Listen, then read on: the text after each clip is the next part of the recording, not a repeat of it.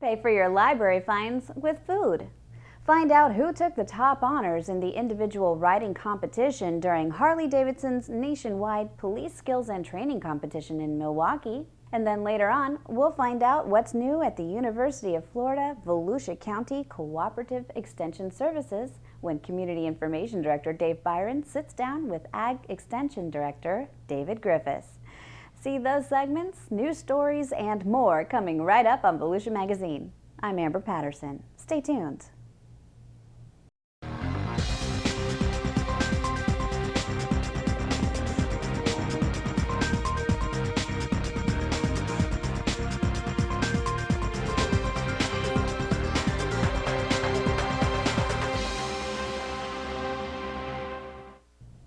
Volusia County's Environmental Management Division is working with state and federal wildlife officials because of an unusual mortality event of bottlenose dolphins along the eastern coast of the United States.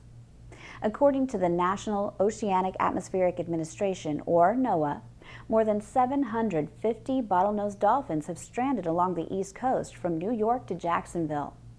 95% of those dolphins were dead when they washed ashore. The other 5% died shortly after stranding. Some of the dolphins were found to have morbillivirus. The most common organs affected are the lungs and brain. Sick animals may appear thin, have respiratory difficulties due to pneumonia, and/or exhibit abnormal behavior. This virus is not transmissible to humans. Last week, a dolphin stranded in Ormond Beach. Necropsy results are pending.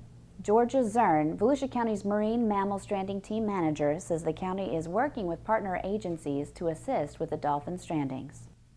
Yes, we work with Hub SeaWorld. We work under them as a designee. We also work with SeaWorld from Orlando. We work with the Florida Fish and Wildlife Conservation Commission. We work with NOAA, National Marine Fisheries, and sometimes with USGS. We also work with beach safety extensively. They're a great partner for us, and we have some team members that are in other divisions other than environmental management, for instance, parks, recs, and leisure. In Volusia County this year, through November 7th, there have been 23 dolphins stranded, one of which was a rhesus dolphin. The others were bottlenose dolphins.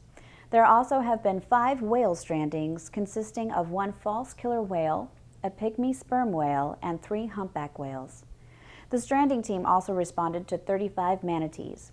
In recent years, increased efforts to examine carcasses and live stranded animals have improved the knowledge of understanding of population threats and stressors and the ability to determine when a situation is unusual.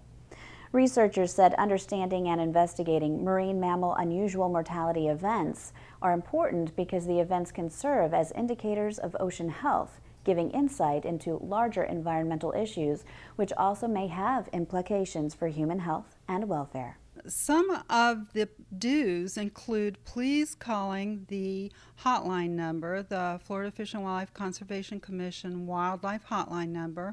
That would be the number one first thing to do. Do please observe a safe perimeter around the animal. This is for your own safety as well as for the animal's safety.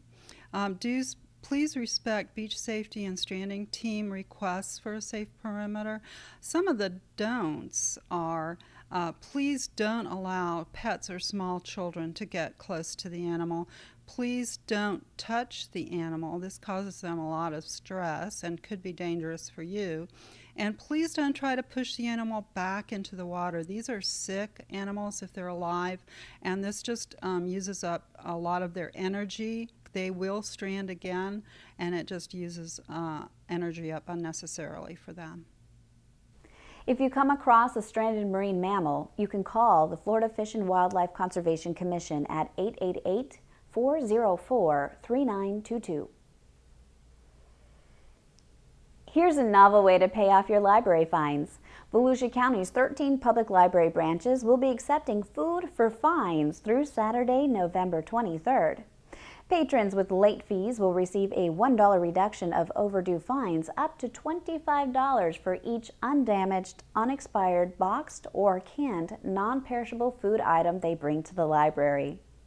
The Food for Fines program is part of the 3rd annual Feed the Need food drive being spearheaded by Volusia County government.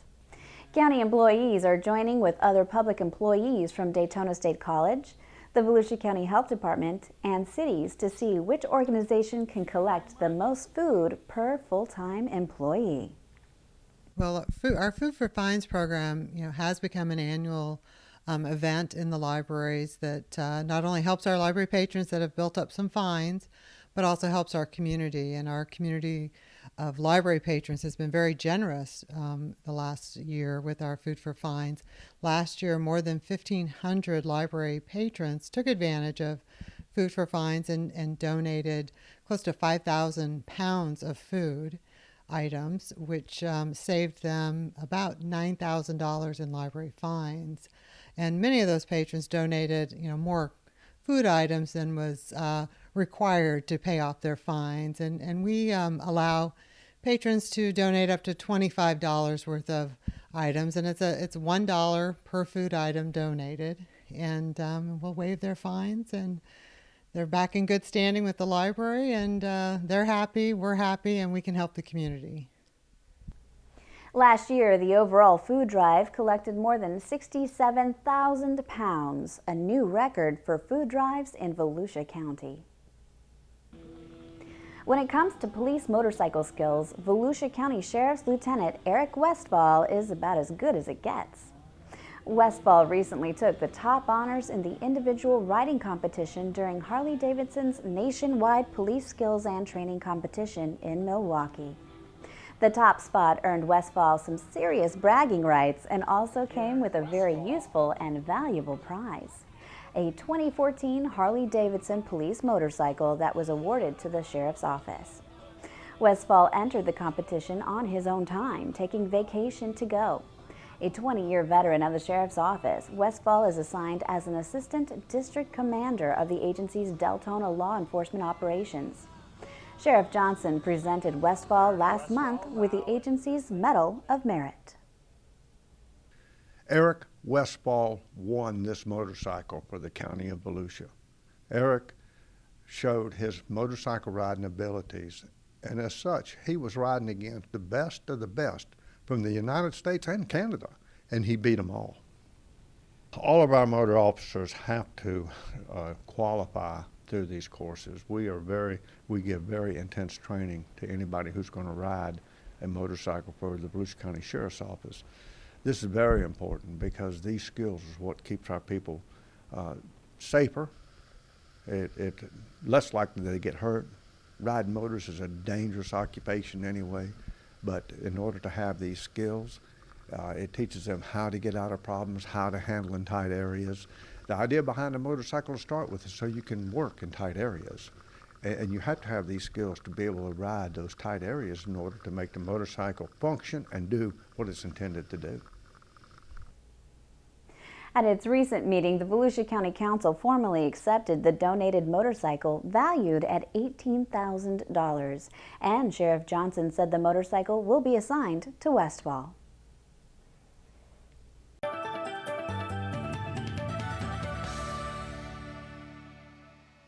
Hi, I'm Deb Denny's with the Volusia County Council, reminding you that there are more than books at the public library.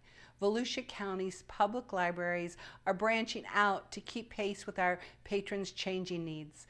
And while books are still the #1 draw, more and more patrons are using other services such as personal use computers, downloadable audiobooks, and free databases. Our libraries also offer a variety of educational classes. Visit volusialibrary.org to see what our libraries have to offer you. Alpacas were first imported to the United States in 1984. Alpacas are being successfully raised and enjoyed throughout North America and here in Volusia County. We join Michelle Coates with the Business Beat as she travels to Chantilly Ridge Alpacas.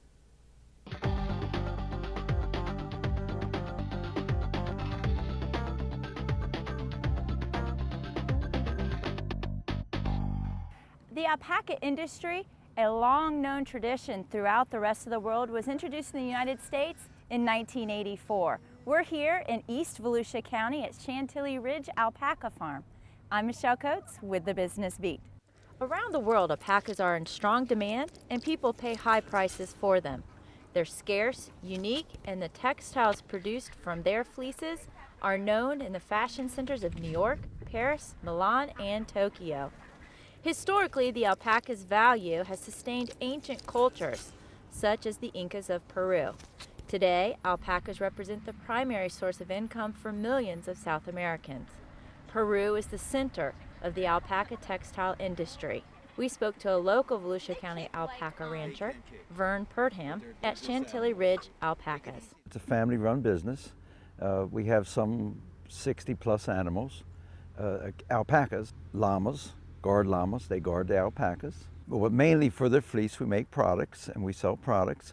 Outside of their native South America, the number of alpacas found in other countries is limited. 99% of the world's roughly 3 million alpacas are found in Peru, Bolivia, and Chile. Since 1984, the foundations for national herds have emerged in the United States, Canada, Australia, New Zealand, England, and other European countries. As of early 2009, the total population of registered alpacas in North America was just over 151,000. The United States Alpaca Registry is closed to further importation to protect the national herd, which will further moderate herd growth in the United States. They cut them off in '98. You can't import no more. The boys have sold for the most money of any alpaca. I raised most all their food, so it's very cost effective now. And alpacas eat very little to start with. Alpacas produce one of the world's finest and most luxurious natural fibers. Soft as cashmere and warmer, lighter, and stronger than wool, it comes in more colors than any other fiber-producing animal. About 22 natural colors with more than 300 shades, variations, and blends. This cashmere-like fleece, once reserved for Incan royalty, is now enjoyed by spinners and weavers around the world. Alpaca ranchers sell their fleece in a variety of ways, including raw fiber, washed and carded fiber, yarns, and finished products ranging from socks and teddy bears to sweaters, handbags, and rugs. We have two types. We have suris and we have hakayas. The suris have finer than silk, and hakayas have finer than cashmere. When we spin it into roving, then we make it into yarn. We have people in South Carolina that work for us. They're Peruvian, and we have people out of Miami that work for us. We sell most of it at farmers markets. France ships our stuff all over the world now. We go to Ireland, we go to Vermont, we go to Alaska. The value of alpaca fleece and finished products made from that fleece is the economic foundation of the future market for alpacas. Breeders like Purdham are beginning to organize fiber co-ops for the commercial processing of the fleece. Domestic fiber is often sold to cottage industries that revolve around hand spinning and weaving. Each animal produces 3 to 10 pounds of fleece per year, and there are profit opportunities and tax advantages available to alpaca breeders. There is a process of, it's been 100% tax write-off to purchase alpacas for the last 4 or 5 years. So for people with money, it's a very good incentive to buy them. The county gives you a tremendous tax break on your taxes. We get feedlot agriculture here. Alpacas are friendly, social, gentle, and curious herd animals that produce one of the highest quality fibers in the world. The world-famous fashion designer, Armani, has used Surrey alpaca fleece to fashion men's and women's suits. While the Purdhams don't make high-end luxury suits at their farm, they do produce some top-quality alpaca products. The public is welcome to visit the farm as well as several others during the upcoming Volusia County Farm Tour on November 22nd. Event details can be found at volusia.org. Alpaca fleece is some of the most luxurious in the world, and it's being produced here in Volusia County. Thanks for joining us today. I'm Michelle Coates with the Business Beat. Now let's join correspondent Joe Sewards of the Agricultural Extension for some tips for your garden.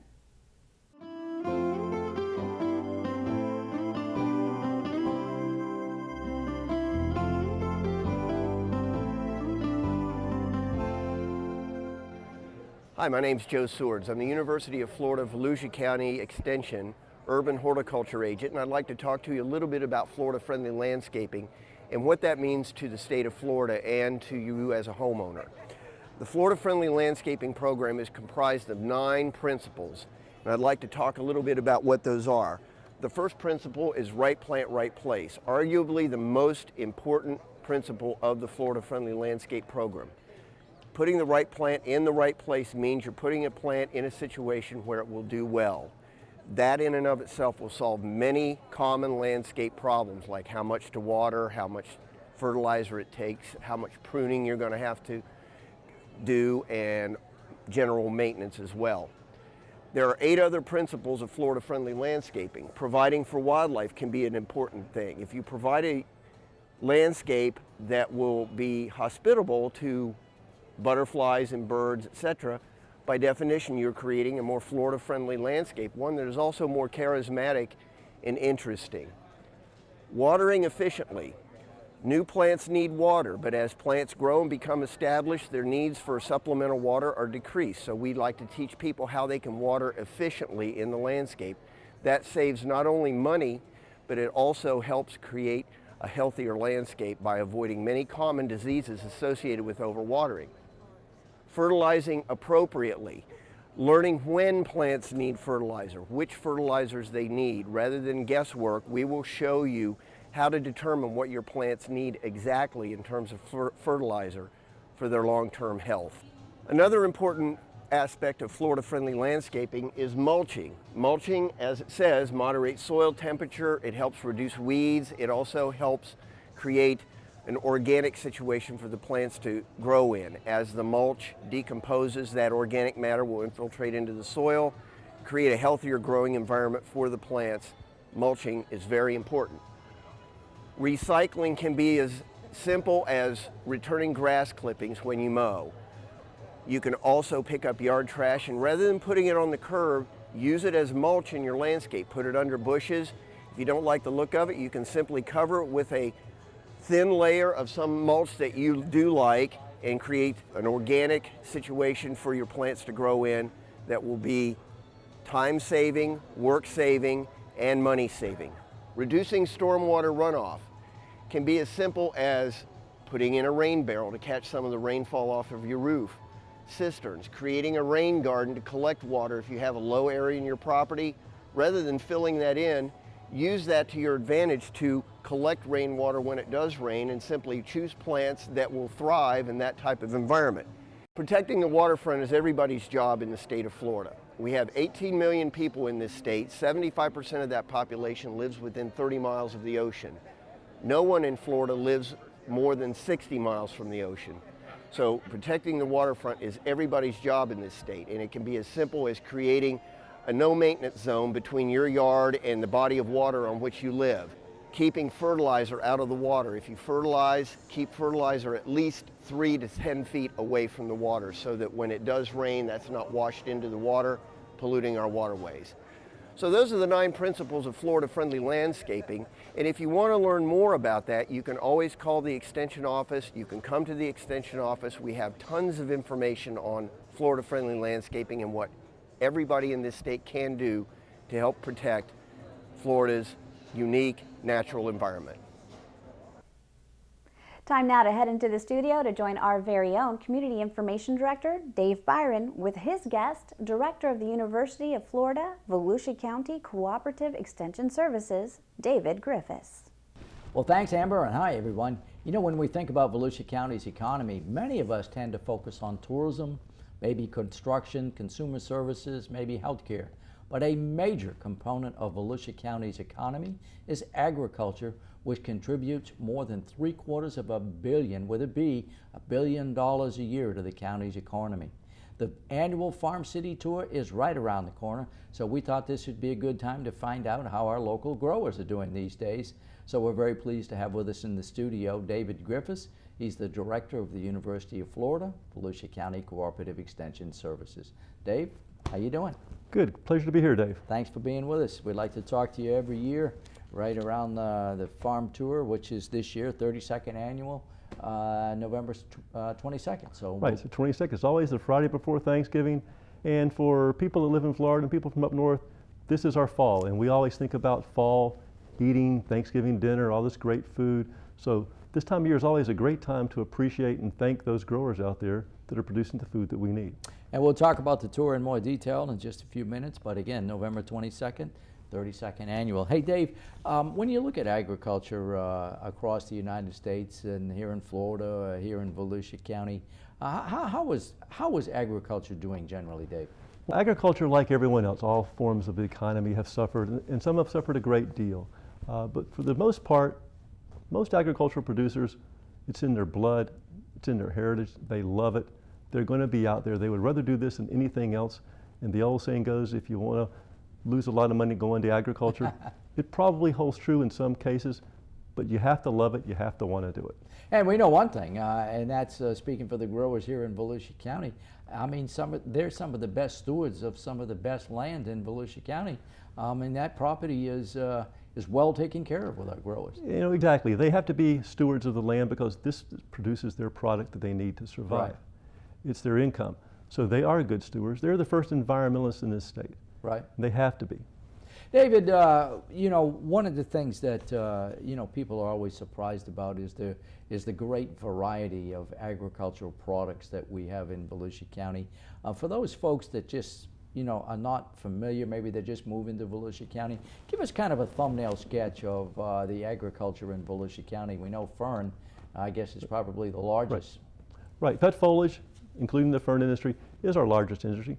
We're actually the fern capital, the foliage capital of the world. We ship to many states, many countries throughout the world, and it is a very big, about a $70 million industry to Volusia County. Timber is big in Volusia County? Timber is our largest as far as acreage is concerned, about 150,000 acres. Most people drive by, going from DeLand to Daytona and vice versa, New Smyrna to Daytona. They see this timber forested area out there. A lot of that is harvested, a lot of that is a commercial crop. Right. You know, David, one of the things that I always like to ask you every year is what's new on the agricultural landscape in Volusia County. I know in years past we've talked, you know, about orchids, and we've talked about fish farms. Last year you told us about olives. Yes. What's going on with our olives, guys? The olive business is still out there, and we will actually be visiting them again this year on the farm tour. It's a 20-acre, we have a 20-acre farm, which is the largest actual individual farm in the state in olives. We do not know if we can grow olives. We can grow the tree, beautiful landscape plant, but can we grow a tree to produce olives that will make it economically viable for a business? Mm-hmm. That is the unknown. We have some people out there experimenting and trying to do that. So David, you know, as you look at the challenges facing American agriculture today, we know it's a tough go. We know that the elements can be tough. You know, it seems like one year you go from too much rain, and then next year it's drought, and here it might be a devastating freeze. I mean, what are the challenges facing a grower today? And like I kind of mentioned earlier, being in agriculture is the biggest gambler in the world. You are gambling on all these things: drought, too much water, insects, and it seems like lately every year we have a new type of an insect or disease that's come in. Last couple of years, which we're dealing with, is called citrus greening. Yeah. That affects our commercial citrus growers as well as individual homeowners. And citrus greening is kind of a misnomer because the leaves actually turn yellow. Wow. The leaves actually turn yellow. This disease is affecting about 35% of our commercial growers. Really? The tree will not produce fruit. It produces fruit that may be sour, slightly disformed, and basically through time this tree will eventually stop producing fruit. It's basically the kiss of death, isn't it, David? You basically can figure out, okay, if you're in business and I have a business and I've lost 35% of my business, mm-hmm. How is that going to devastate me? Wow. That's what it's doing to the citrus growers throughout the state of Florida and in other states. Hey, for those folks that are not familiar with the Volusia County Cooperative Extension Service, you all do some great things based out of the Ag Center on 44, just east of DeLand. Give us kind of a profile of what you do out there. Okay. Myself, I'm a soil scientist by training, and I deal with the natural resource issues. And we have other what we call, we're faculty members of the University of Florida. There's a partnership between Volusia County government and the University of Florida. It's a great partnership. We have people out there that talk about family and consumer science issues around the home, mildew issues in the home, financial issues around the home, money management. We have 2 horticulturists that deal with the horticulture industry, 1 commercial horticulturist, 1 urban horticulturist that answers questions about home landscaping, things like that. How to save water, how to save fertilizers, how to make a better environment around your home. And then we have a 4-H agent and a livestock agent. Wow, and I know the 4-H program in Volusia County is nationally recognized, one of the best 4-H programs in the state of Florida. So you're all really, no pun intended, you're all close to home out there. We're very good. We're there. We're a non-regulatory agency, which we love. We provide educational and research-based information to our clients. They can take that information, use it if they like, or they don't have to. So we can't force people to do anything. We just provide the educational information to them. All right, so we mentioned the farm tour, 32nd annual this year, November 22nd. For people that aren't familiar with the farm tour, this is a great day. Give us kind of a little bit of history here. I've been here 35 years, and 32 years ago we got the idea that we needed to showcase some of the agricultural things that we're doing, because we found out and knew that most of the people in the county did not know what we were doing out there. Right. We needed to support agriculture. Many of the people that come to this county are from other areas. So we decided, in observance of National Farm City Week, which is the week before Thanksgiving, we would hold this event, and this is a self-guided tour, which means you pick and choose the areas where you want to visit. Mm-hmm. Those areas are only open during a specific time. All this information will be found on volusia.org, our website, and you can also check your local newspapers. Getting close to November 22nd, and it should be in there. But the main thing is it's self-guided, and you show up at the designated times. You pick and choose where you want to go. And you have, basically what this is the agriculture operations in Volusia County. They kind of open their doors, their gates, whatever. You open the barn door, and the public comes and they get a little demonstration, perhaps get to sample some products, maybe get a little hayride or 2 or something. But it's an opportunity, I think, for folks to kind of get inside some of our agricultural operations. They love it. Right. It's a great day to spend out on. You're going to various farms and locations throughout the county.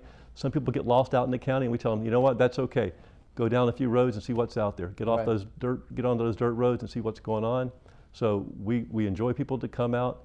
The agricultural producers are the speakers. We're not speaking. They're the speakers. They're telling you about their business. Right. They know far more about their business than we do, so we allow them to do the speaking. They answer the questions and stuff. They're doing the talking.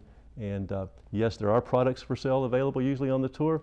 You can buy honey. You can buy citrus for a few things that we know they're going to be on the tour. So yes, maybe you want to bring a cooler to put some things in, bring some money. Well, Dave, I want to thank you very much for sharing the information. As we said at the opening, agriculture in Volusia County is a $750 million industry in Volusia County, $750 million. So certainly, you know, an important element of the county's economy. Thanks for sharing the information with us today. Always a pleasure, Dave. Thank you.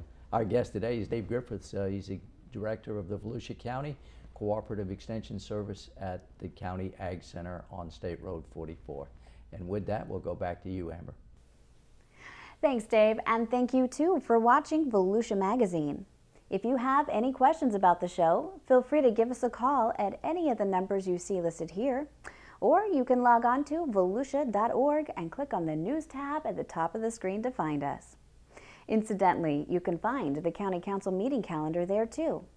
In fact, you can use volusia.org to find out about meeting dates, workshops, topics of interest, activities, and how you can become involved. And last but not least, we hope you won't forget to listen to Volusia Today, Volusia County Government's weekly radio program. Volusia Today airs every Tuesday and Sunday mornings on the local radio stations you see on your screen. For Volusia Magazine, I'm Amber Patterson. Have a wonderful evening.